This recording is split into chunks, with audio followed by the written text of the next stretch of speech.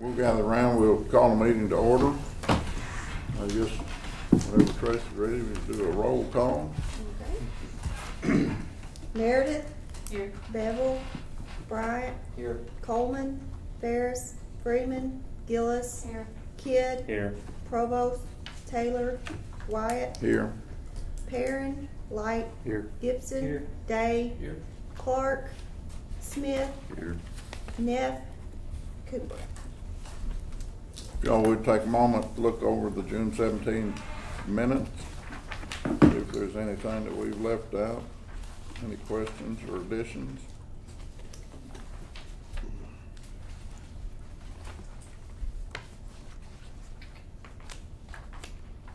If there aren't any, I'd accept a motion to approve.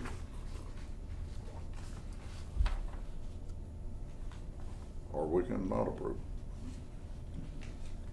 Or you need more time, we can. Well, I'll make a motion. I got a motion made, do I hear a second? I'm an ex officio, or I'd do it. Oh. I wasn't here, but I'll second it, so All right, I assume cool. they're true. All in favor of approving them minutes, say aye. Aye. Any opposed? All right. New business. All right, Craig, you're up to bat.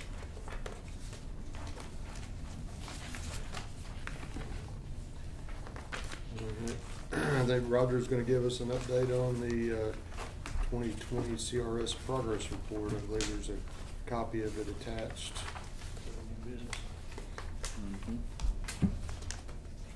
Yeah, what this is the annual report we have to do each year for our CRS. It just tells the things we've done for the year and what we plan on doing in the upcoming years. Pretty well self-explanatory. We're required to do these things to maintain our rating, which right now is class 8.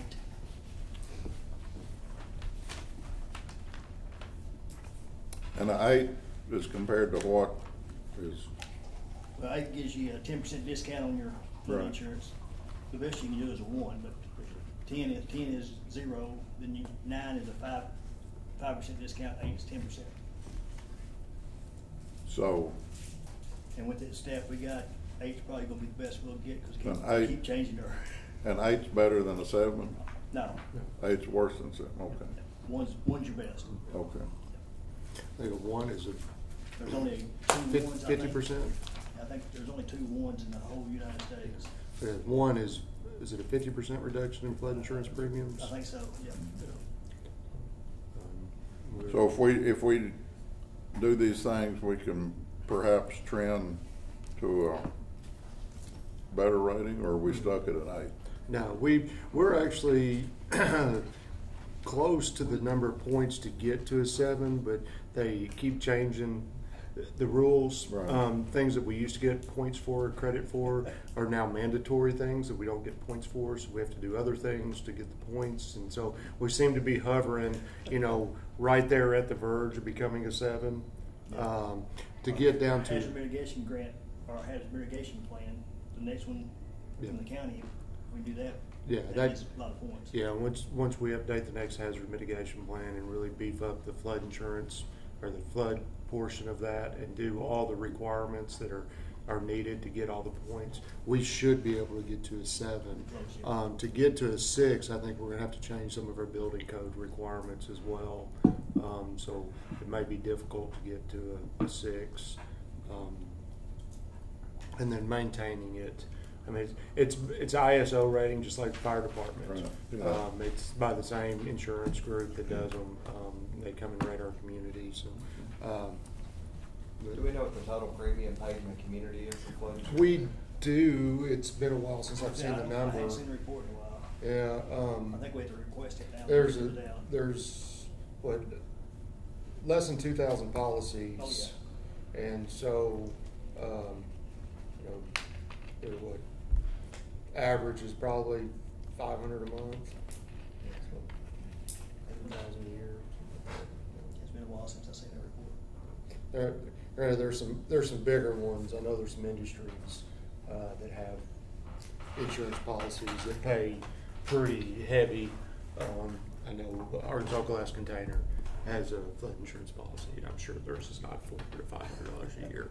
I don't know what their premium is, but Pretty high. you know, I figure we're probably sending a couple $100,000 out a year in flood insurance premiums. Like the last time that we looked at the reduction, it was close to $60,000 Overall, yeah. for that 5% reduction. So that it's probably is quite a bit more than a couple $100,000 in that. But we can get that exact number for you. I mean, it is available to us. Does the county get a report on flood insurance premiums in the county? If we do, I don't know it. I've not seen it. You do. I do. Yeah, well, I was just curious. Jan I probably mean, got it. I'm sure she does. I can remember a few years ago, there were certain counties that were not members of the FEMA deal. I'm not sure whether Greene County is, or not. I know the city of Perryville was, but I don't think the county was. So anyway, and that may have changed, but anyway, okay.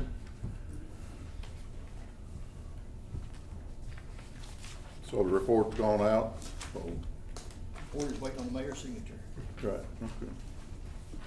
And then you got the preliminary FEMA flood maps, the much anticipated release of those, which hadn't been released yet. That won't be released probably till 2021, probably June of 2021.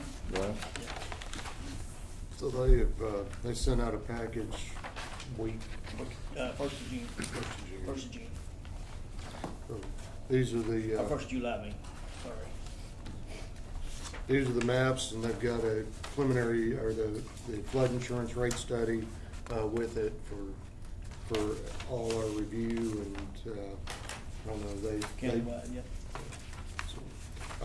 we have compared their mapping with the Corps' mapping, and they're not far off from each other. You know, originally we said we were going to just kind of wait until the Corps got all their mapping done before we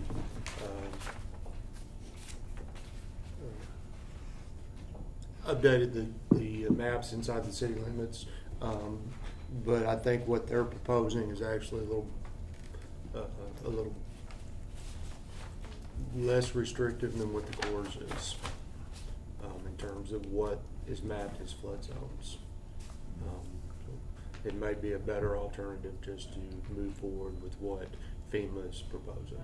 So, there are a few neighborhoods that have historically not been in flood zones that will be included either way, with what the FEMA has proposed and with what the Corps is showing. The Windsor Landing area being one of them. You know, if you guys remember in 2007, that area flooded. We had 13 homes underwater. 2 of them, you know, had fires as a result of the flood. Gas cans or whatever turned over and exploded. So we had two structure fires during that flood event. So you know, that area, those people probably need flood insurance because it will potentially. I mean, it will flood again at some point. Trying to think, the Colony Park area. You know, we have problems. We've had to have fire rescue people stranded in water out there. So we know that it floods out in that area, and we've had structures flood in that area, but they're not shown as a flood zone. Where is Colony Park? Off Richardson Road. Or you go down Stadium, turn Okay. left at Okay, yes, yeah, okay, I know exactly what it is, yeah. Mitchell Caldwell. Right, yeah, I just drew a blank when you Right. said it, yeah, I know. You know, flat grounds Yeah. next to Bonnie Slough that, you know, when Bonnie Slough gets full, water's not going anyplace. Right. I mean, once that ditch is full, that's it. The city quits draining, and when it starts backing out, that's where it's the first place it's coming out. And The flooding they had in Windsor Landing, did they ever determine the cause? I mean, some of those causes could be a blockage in the drainage, whatever. or it could be intrusion from upstream, sort of kind of overwhelming the system. Did they ever determine why that happened? Too much rain fell out of the sky. Yeah. The drainage systems down through there were never sized for any sort of historic events. We did go at Clinton School Road, and we replaced. I think they had one 6-foot rail car under the road, and we put a triple 10x7 box culvert underneath the road, and then we did a lot of work through the Windsor Landing subdivision, and then even Robert Chastain has done some ditch work as part of his development project. But we've had some models run with the improved conditions, and still the property between the ditch and Highway 49, it still will overtop and flood across that bean field. And we've seen it that way. I think Middleton Baptist Church owns the property, or They they own may have like sold it. 25-30 acres Yeah. out there. You know, when they, as it develops, there'll have to be things done to keep those, to structures are elevated, the water is managed. But in terms of keeping the water in the ditch itself, I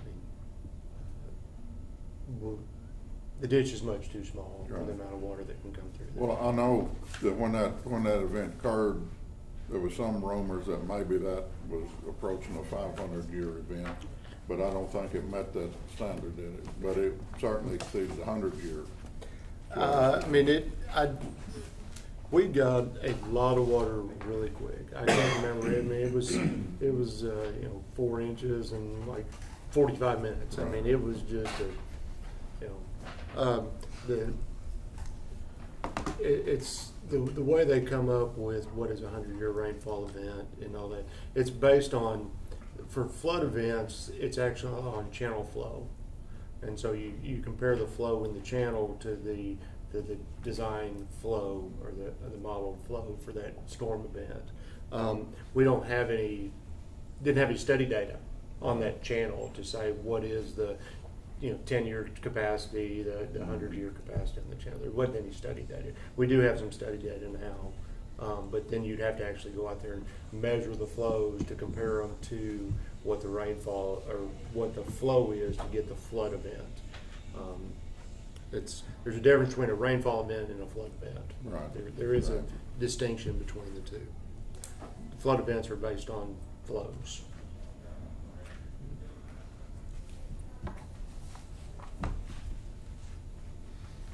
So the maps are out there to be considered, and I guess Brooklyn and all those other communities are looking at their maps as well, and I'm assuming that maybe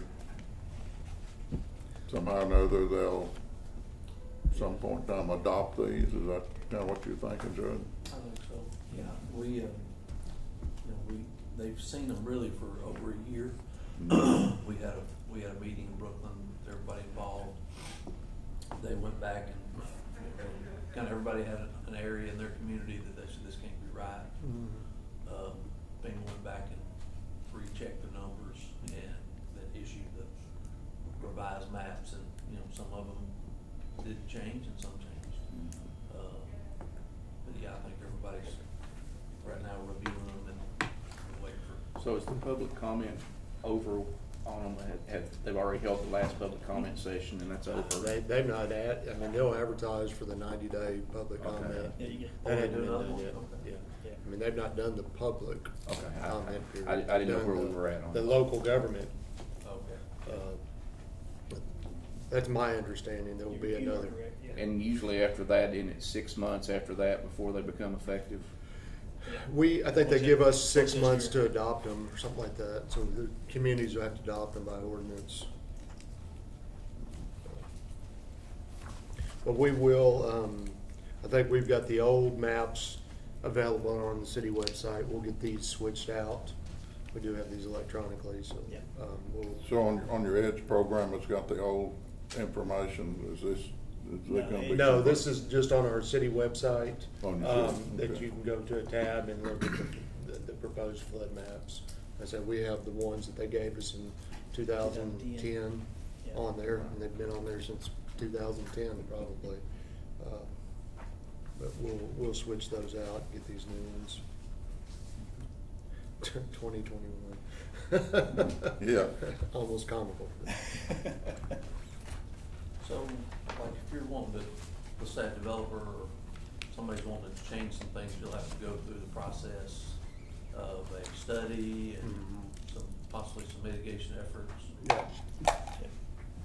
Yeah. Now, can you, is your understanding, can someone do that before they get published, or they're gonna have to get published and then change those? No, the idea is during that 90-day public period is when people can submit their rebuffs to certain sections, their studies, their documentation of why the maps are wrong during that period. So, as I said, we can get these out, and then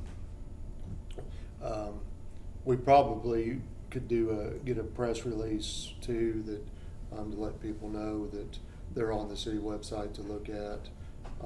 It's not time to receive public comments, but people ought to probably start looking at them, because the public comment period will probably be sometime in 2021 on it. And part of this community outreach stuff, we could be doing that like Home Builders Association or Realtors, whatever, let just people be aware that it's coming about, which is part of what you're compelled to do anyway, so. I was gonna interject something. I printed this out this morning. It's a little brief explaining, I mean, some people don't live in the world of flood maps and FEMA and all that kind of stuff. I was forced to because I was a banker, and so what I know about it is what I had to learn. And so what I've sent you, and I just marked a few things on FEMA. You know, we talk about FEMA, Federal Emergency Management Association, flood maps and zones. You know, we hear about all these zones A, zone X, zone V, all that kind of, what does that stuff mean? And so basically what I was going to quickly go over this with flood maps, known officially as flood insurance rate maps, show areas of high, modern, and low flood risk. They're shown as a series of codes, or zones, I mean. And then FIRMS, which is the flood insurance rate maps, are available public free of charge through FEMA Flood Map Service Center, and it's got the website there. And then it's got a breakdown of special flood hazard areas that are high risk are shown on flood maps as zones beginning with the letter A or V. V is coastal property, so we don't have to worry about that. But A is the flood zones that we're looking at. All homes and business owners of high risk areas, which is in area A, with mortgages from federally regulated or insured lenders are required to buy flood insurance. So originally, they came out in banking where you had an option of getting flood insurance or not, but there weren't enough people. They had these events that occurred, and a lot of people got flooded. They didn't have flood insurance, so they had to get somebody to be the gatekeeper, so to speak. So they put it on the backs of the banks. If you make a mortgage loan and it's in a flood area, they have to put flood insurance on it. If they don't put flood insurance on it, the bank has to force place the flood insurance on it. And that force place insurance about triple what you could get your regular. And that is added to your loan. So, you know, you can't not have a mortgage and not have flood insurance if you're in a zone A. Consequently, too, if you don't have a mortgage on your house, the gatekeeper is not going to see it. So you could get away with not having flood insurance. But if you have a flood loss, you will not qualify for grants and that kind of stuff. So it's good to have it. Even if you're not in a flood A, you can have flood insurance to protect you, which you could take advantage of of a flooding situation to get government grants to rehab, whatever, so. Anyway, moderate low to risk areas, are non-special flood hazard areas. Risk of flooding is reduced, but not completely removed. And so it's down here, flood insurance isn't federally required in moderate to low risk areas, but it's recommended for all property owners, what they was talking about. And then on the last page, flood insurance available to homeowners and renters, condo owners, renters, and commercial owners and renters. So if you rent a piece of property, I guess you could get flood insurance on your content. So in order to qualify for flood insurance, home business must be in a community that has joined the National Flood Insurance Program, agrees to enforce the sound flood management standard.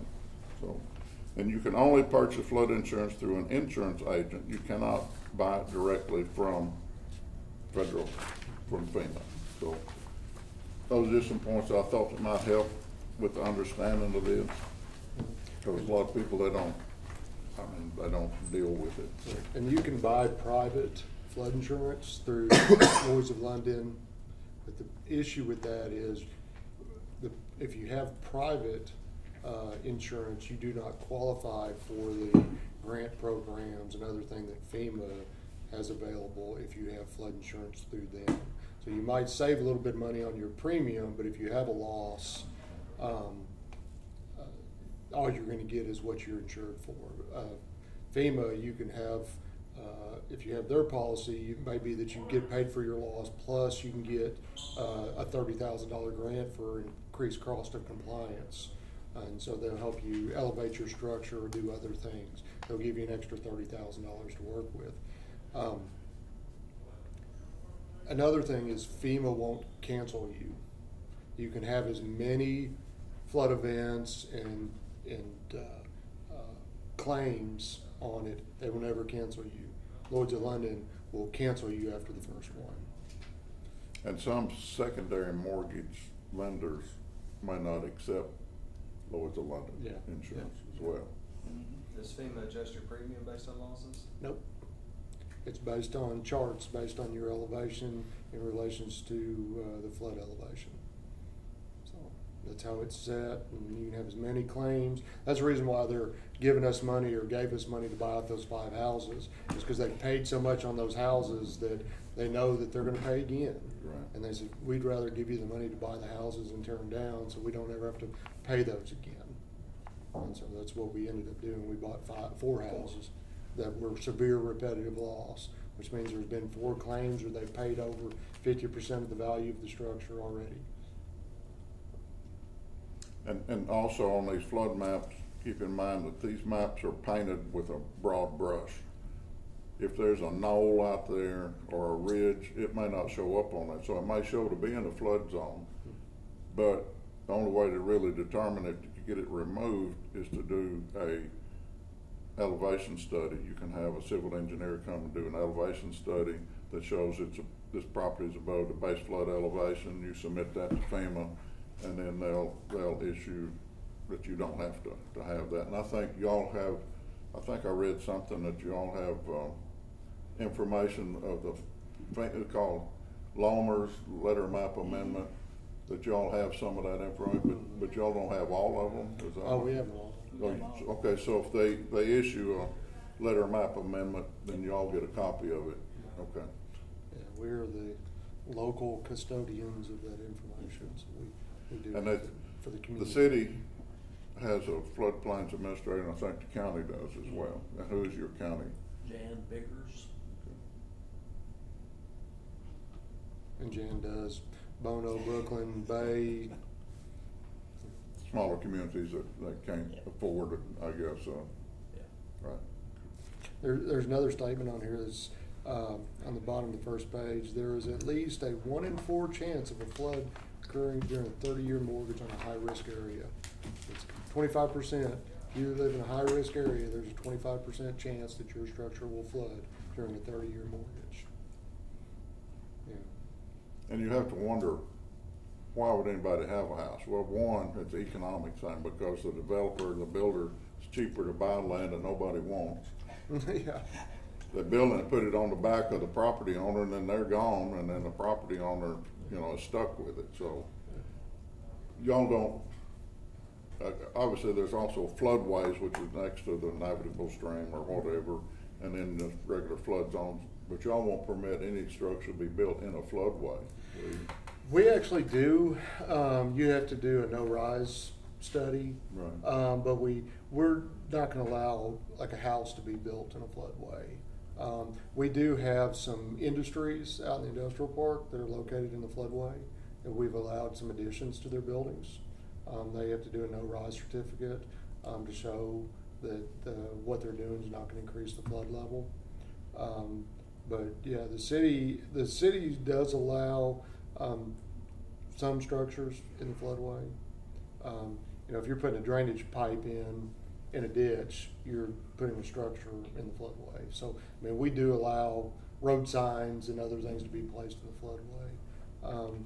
But all those require some form of analysis study before you can actually supposed to do them. I mean, we don't do it for a road sign, obviously, but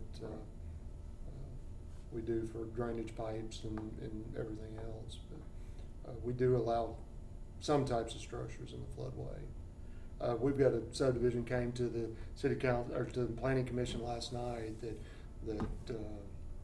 they have a dozen lots probably backing up to a ditch that has got a floodway associated with it, and the floodway takes up 70% of the lots.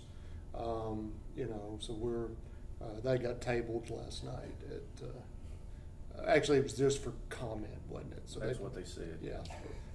But anyway, so we have lots of comments on that one.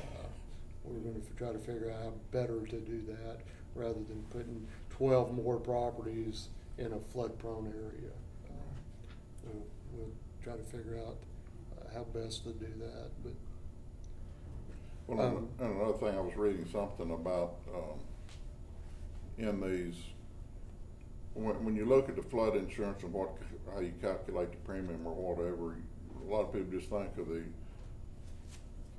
the floor level being above or below the base flood elevation, but there's also a factor of your footings being below flood zone, which could compromise the footing over time. So I don't know, I think on our deal, we had something had to be like 1 foot above the base flood elevation, but your footing probably could be in the base flood. now, what it is, if you have a crawl space, you have to have flood vents that allow water to go in and go out of it so the hydrostatic pressure doesn't push the foundation over. But then you get people who say, well, I got water underneath my house. Well, maybe you should have brought in fill material and raised everything up and not had a crawl space.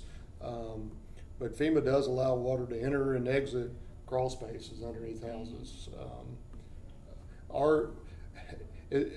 Our code requires that you can't have floodwaters within 10 feet of a structure, but we still allow crawl spaces that allow water to go underneath houses.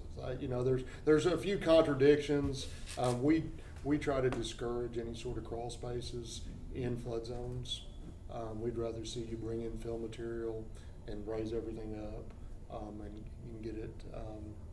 But it's sometimes a balancing act on what the code is, how best to do it. But, you know, we don't want floodwaters within 10 foot of any structure. I mean, that's the ideal. We don't want to have to go rescue people.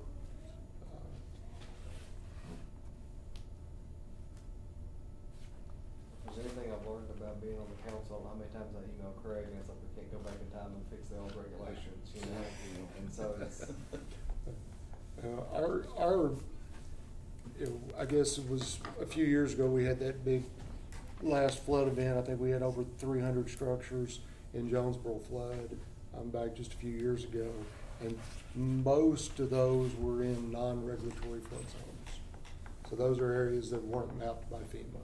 So those are our local special flood hazard areas, which have been adopted as local special flood hazard areas. So we've got that base level engineering study that was done by FEMA that looks a whole lot worse than these flood maps. You know, it goes up all these minor tributary streams and everything. These flood maps kind of concentrate on the major channels. But we do have those maps, and we treat those as local special flood hazard areas. So when somebody comes in and wants to build in those areas, we hold them still to the flood standards. They're just not required to buy flood insurance. But we still make them elevate their structures, still make them get elevation certificates, and do the things that we think are needed to keep those properties, those structures safe during the flood zone. So I think we have, 17 square miles? Or is it 18%? 18 something. Yeah. Square miles of flood zone in the city limits. So, you know, a quarter of the city is in a flood zone, or in a regulatory flood zone. The whole city is in a flood zone. Right. Zone X is a flood zone. The probability that it's going to flood is pretty low, but I mean, this whole area was underwater at one time, right? So it could be underwater again. We're all in a flood zone.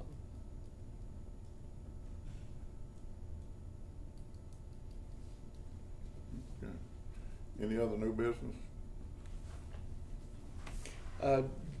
Just an update, I think last meeting we told you that we did not get the grant for the buyout of the 5 additional homes. We did get word from Arkansas Department of Emergency Management that they have some monies that they're willing to give us to buy those structures. The percentages are different. It's 75-25 money. I think it's 75-25. 75-25, but Yeah. four. I think it's 75-25 money, but they will also pay 100% of the administration costs, which is about $20,000. So it ends up being about 80-20 money, something like that, rather than, I think it was 90-10. 90-10. So our cost ends up going up a little bit. Originally, we thought it was going to be about $50,000, and under this new money, which we've not accepted or entered into any agreement with them, but our part will end up being about $75,000 instead of the $45,50. But I still need to talk with the mayor, make sure he wants to move forward with it. It'd be a 2021, maybe a 2022 expense by the time everything is I don't know how done. quick they move on their money though. Yeah, I don't know how quick they are. Same deal where we have to keep the property forever. Yep. But I think there's a couple more houses on Mary Jane. Do you remember the One on locations? Mary Jane, one on Gambling Drive, one on Willow Road, and where's the other one at? Gambling, Mary Jane, Willow Road. I don't know where the other one's at, right offhand. I thought there were two. Oh, I drove. What is it? Forest, West Forest. North of town. Yeah.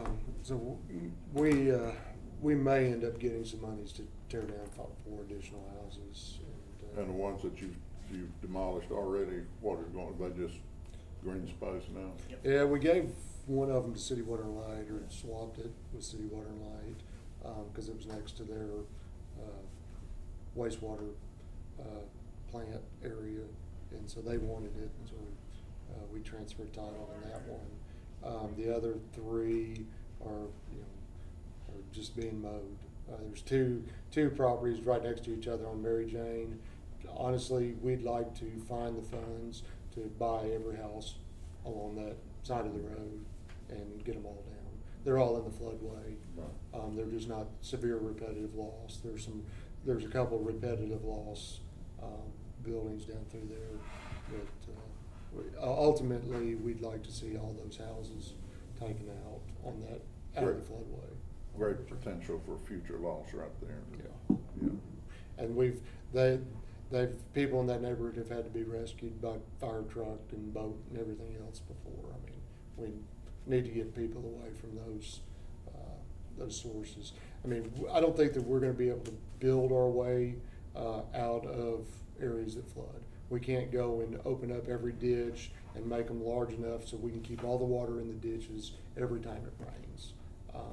We're just gonna have to look at how do we get people to build safely in flood-prone areas, and then to get them pushed as far away from those flood sources as we can get them to go, you know, and allow those areas to be what they always been, flood-prone. So if that's all the new business, you wanna go into the old business, the utility line ordinance, utility corridor? I think we talked about that briefly last time.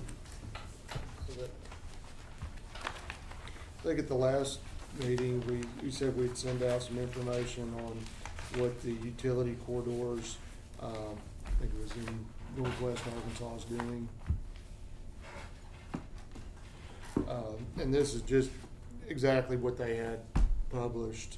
I've talked to Susan a little bit about it, and I think City Water and Light would like to look at the placement and see if we can come up with something that works for this community, not just adopt this, because this doesn't particularly work for us. So what you're looking at, the typical utility section drawing you got on the left side is your curb and gutter, and then you're going away from the street, so to speak, back towards the,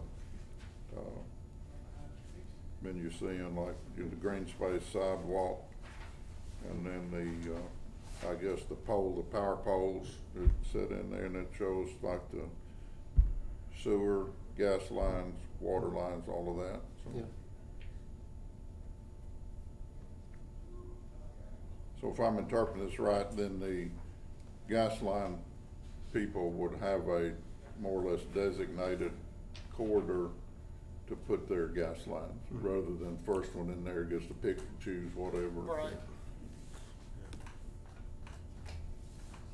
Yeah, I think.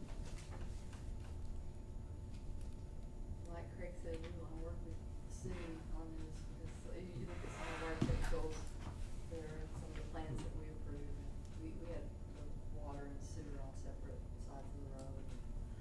You know, Susan and I were talking, we've got a communications contractor right now working on Nelson Avenue, putting in a new line, and instead of putting it off the back of the right of way, you know, and away from everything, they're going down the street. They're drilling underneath the street, you know, underneath the sidewalk, and putting in their line. I think last time, I didn't think to ask you this, we talked about this being new construction, but that's not the intent, is it? Yeah, I mean, I think It's about moving it. yeah, I mean, if somebody is moving or replacing a utility along a corridor, I mean, that would be the time to put it where it's supposed to be. Right. You know, I mean, that's kind of the idea, is that when things are replaced, that it begins to go where they're supposed to be. The language on the page before that, I think, comes from the actual code section of Rogers, and I don't know, we would definitely have to look at how that reads as well. That was part of the when we rewrote the franchise agreements. That was part of the franchise agreements with each utility at the time. So yeah, I mean, it's kind of generic, but it's not just written for Jonesboro or anything. And this typical section is what they use on when they do a street project, when they go in and rebuild put in a new street. That's where these come from. So it's new construction is where they're using this. So a new project coming in, being developed, they should comply with these guidelines. They would follow that. Is how a new subdivision, new commercial development, whatever would follow those guidelines. Right. So they have a 25-foot, is it right, 25-foot right-of-way, and then a 10-foot utility easement, so they would make, you're asking for 35 feet. Is that 5 more than we have now? Than we require now? You've got a 30-foot right-of-way on one side, and then you've got another 5 or 10-foot utility easement outside that here. Correct. It's 10 foot. 10 foot, yeah. So right now you've got 40 feet that utilities can go in here, and this is doing it in 35. No. So the typical road right of way in Jonesboro is 60 feet, and the asphalt part takes up like 30 feet of that. So you got 15 feet behind the curb on each side. And then you got another 10 of utility So that's easements. 25 feet. Right, so, And this, they're showing 31 feet. Right. On this, they've got 11 foot behind the curb and then another 20 feet, so they're at 31 feet. And we have 25, but typically sewer is on one side of the road, water's on the other side of the road, you know, so, and there's some, and, you know, power poles would probably only be on one side of the road versus both sides. Yeah, when you're talking new construction and like subdivisions and stuff, that the power and the water is usually a combo job. Yeah. That's Yeah, underground, so. when I looked at this morning, I was trying to calculate the city still owns 15 feet behind the curb. And then you got the utility easement behind that. And I was trying to come up with that 25-foot corridor in there. And I wasn't making the numbers coming out with 11 feet, 5 feet, and 20 feet is more than what you have. It's actually 11 feet and 20 feet. That 5 foot. Oh, okay, it is within the 11, okay. So we're just showing 31 feet, Yeah. but it shouldn't be but 25 feet. Right. Like I said, this is another community's Right. detail. This, Right. we would have to come up with our own Right. detail, language and figure out exactly how we wanted to do that. I think some of your local engineers would have some thoughts on it too, where they struggle now. But I like the idea of having a designated corridor with people knowing where they're supposed to put their utilities in. I mean, It's like we've, Not we, worry about them going where they supposed to go. Yeah. And then, you know, if it's somebody that's supposed to be higher than the sewer and they jump in there ahead of you, Right. you know, there's a lot of issues to work that's why in out, the language, it said that the city can go in there and move it and charge it back to them. So, I mean, if they don't go where they're supposed to go, they can be penalized for it. we just, you know, the way easements and right of way are set up, I mean, even when we go out to do a drainage project, we'll have a, you know, say a 15-foot drainage easement, and stacked on that is another 7.5 foot utility easement. So the, you know, utilities should be in that 7.5 feet outside of the drainage easement, and they'll be running straight down the drainage easement. yeah. You know, and that happens so much. It's you know, utility companies, you know, obviously City Water and Light's not a utility company, but the phone companies and cable companies, I mean, they're contractors. They just try to find a clear line and go. They're not staking their easements. They're not, you know, they're just, you know, plowing stuff in, ripping up our drainage pipes, and just really just. Do we have any means to go after them now, or would this help us to do that? It's really, I mean, this is going to help us. I remember one time we were doing one in Dunwoody, and we had the phone company in the drainage easement where they had a separate utility easement, and we ended up having our city attorney send them a letter saying they had a certain amount of time to get out of the way. And at the time, AT&T was asking us to pay them and for the relocation, and our attorney pretty much just gave them a deadline, said if it's not done within this term, we're just going to cut it. And they got in there and moved it. But we had a similar issue on a drainage project here recently. It was the cable company. We had to put in a drainage pipe, and they had an easement, but they weren't on it. They were in the drainage, and we had their phone line or their cable TV running down through the middle of it, and we had to make them come and get out of the way because they weren't in their easement. But if the companies will get accustomed to being where they're supposed to be, it will make everybody's life a little bit easier than having to, every time you go to a project, there's somebody in the way because they're not where they're supposed to be. But that in essence, when each utility has its own place, could that in essence cause a problem with one doing theirs before the other one does theirs, and you know, they're gonna have to be on a certain time schedule. That's kind of what they were talking about a minute ago. I mean, there could be some with like the sewer line since it's deeper, but typically in a new development, the utilities will go in before they start actually recording the plat for the neighborhood. And the phone company and cable company, they don't go in until the plat's recorded. So it could happen, but the last people in there are typically the gas company, the phone company, and the cable company. They're usually the sewer and water are in first. Sewer and water electric are typically in first. Typically in new development. Relocations Yeah. are a problem in the best Yeah. scenario. Yeah. But yeah, I mean, but let's face it, we're not doing a whole lot of street projects. I mean, you know, it's not like we have a robust street widening or improvement plan going. Highway department. The highway department does, but those are state routes, you know, and They're we're not worked we're not talking about on state routes. We're talking about on city streets. You know, if you're on city water, if you're on the highways right away, they're going to tell you Corridors. they're going to tell you where to be. I mean, I don't think we're going to be able to mandate where you are on the highway right away. I don't think we have that authority. These would be local streets. Like I say, we're not. I mean, we have a few minor projects going on, but I mean, we're not going out and.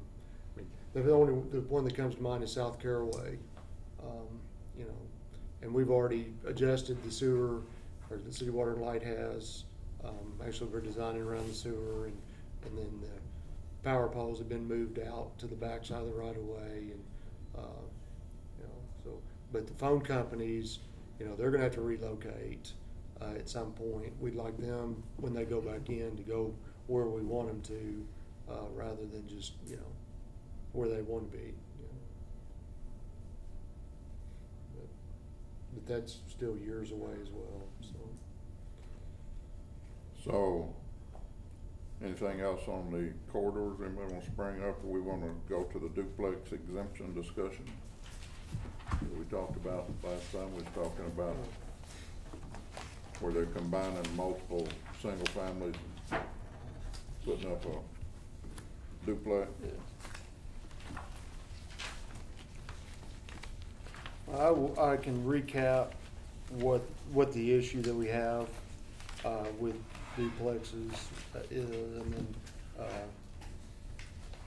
we may have to get Roger to give some talk on this language that was found. But right now we have an exemption in our ordinance for stormwater management plans for duplexes. We give an exemption for single-family residential and duplexes.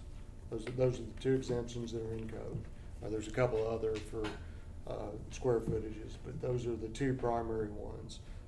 So somebody can come in and get a permit for a residential house without having to do, you know, a stormwater management plan.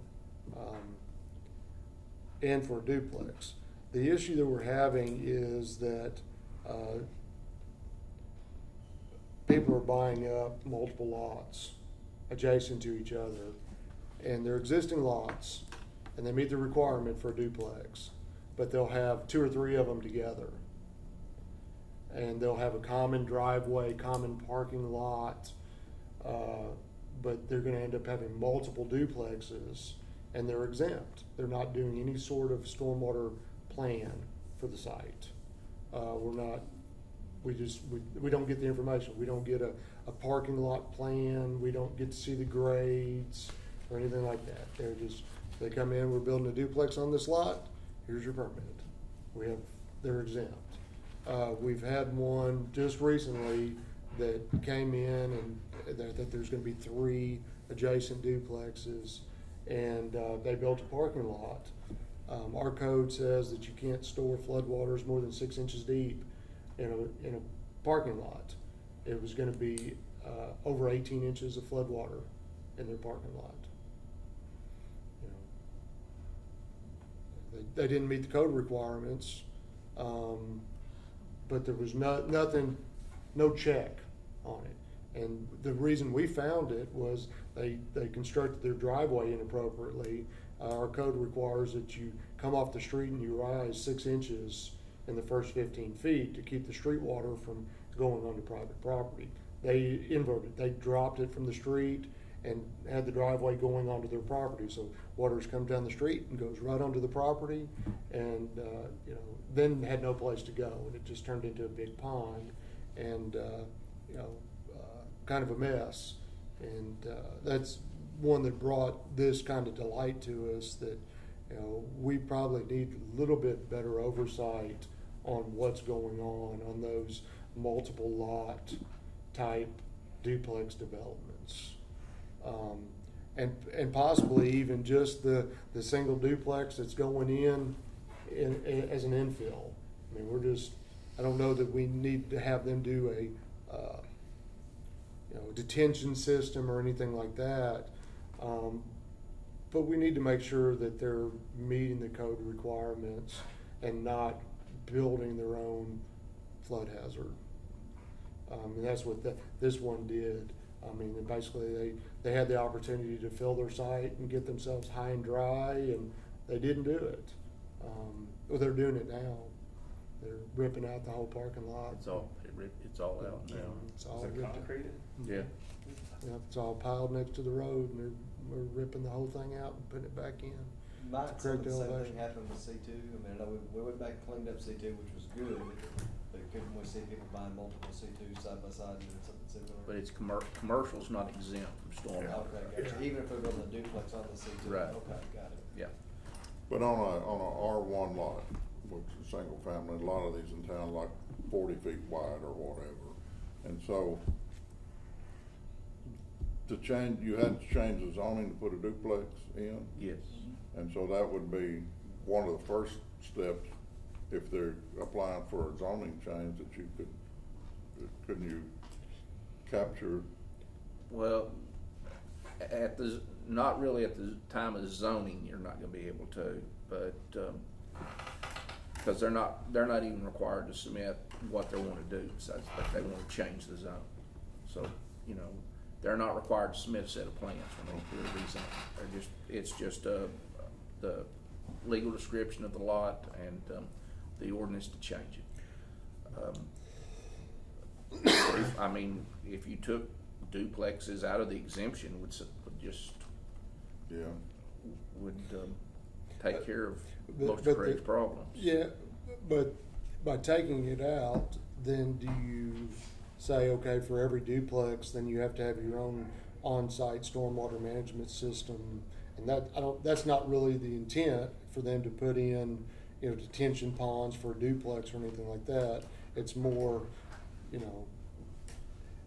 is it that we say everybody has to submit a detailed site plan For a duplex? for duplex? And But I mean, that would be, you- that would give us what we needed. Then we Right. could at least look at elevations, grades, what they're planning on doing, just by having a detailed site plan. So you don't want to be burdensome for somebody converting an R1 to a duplex, but where does it stop? Is a triplex? Is that? They're A already triplex required. would have to submit. A triplex already has to But submit if you put 6 duplexes together, then See, that's Right. that's where this comes in. right. but the individual duplex, I mean, if you're building an individual duplex as a single development, I don't know that we want to have them design a stormwater management facility, detention ponds. But if they're building multiple ones on adjacent lots or in the same block, then maybe we should. And how do we go about specifying that or describing that? I guess that's a Carol Duncan question, right? We can probably come up with some language on how to do it and how to provide and get what we want. I think we just need to sit down and come up with exactly what it is. But I mean, when they come to get the building permit, they've got a set of plans. They're building a duplex, and I guess you're not asking the question: is this adjacent to a duplex? Right. Or you're not? So all they're doing is they're submitting that Right. one lot with a duplex on it, And then they'll come back a couple of days later and submit for another Right. duplex. And really all you're getting in terms of the site plan is, here's the lot boundaries and here's the building within the setbacks. That's essentially it. You know, we're not getting any sort of detailed parking lot elevations on how they're gonna drain the yard. I mean, we're just not getting that information. It is essentially an 8.5 by 11 hand-drawn sheet that my lot's 50 by 100 and here's the setbacks and my building fits on here, give me my permit. Right.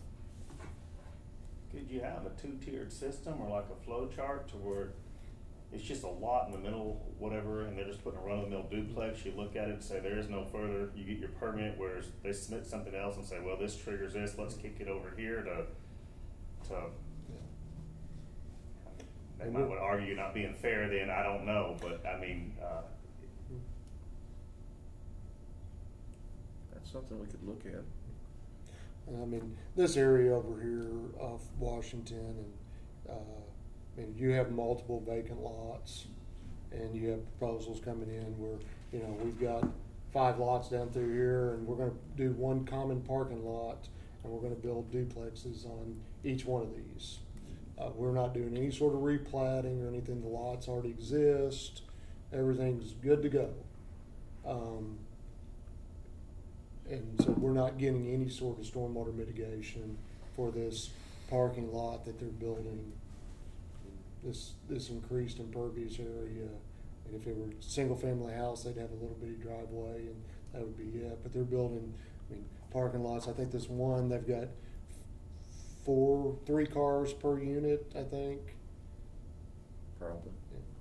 And they're building 3 duplexes adjacent to each other. You know, so. Something like that connected single family that got voted down on the rezoning, would that have had to have had detention under whatever zoning it would have been? That one down by the ball fields? Yeah, They would have had to. that would have all been required to have detention. Yeah, 'cause that was a new subdivision or I guess they were doing it as They were horizontal gonna- regime. Yeah, they were going, Yeah. but that would have still kicked in the requirements for a, drainage study. I mean, this is mainly infill stuff, but they're infilling by the block in Right, some yeah. areas. It's a loophole, but they're taking advantage of it, so. And even this one down here, I think they actually did some replatting on it, but they were below the threshold. I think they submitted a new plat, adjusted some property lines. They may have. You know, but they were below the threshold for being a subdivision and falling into the subdivision requirements, because there were only 3 lots.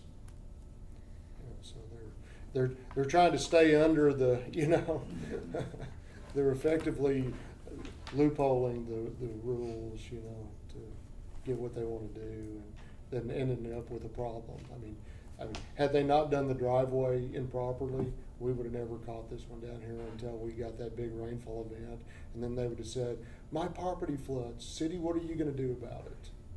You guys, you need to fix this." Here was our opportunity to fix it when they built it, and they're raising the whole property up to where it's, they're not going to have the flood waters on their property.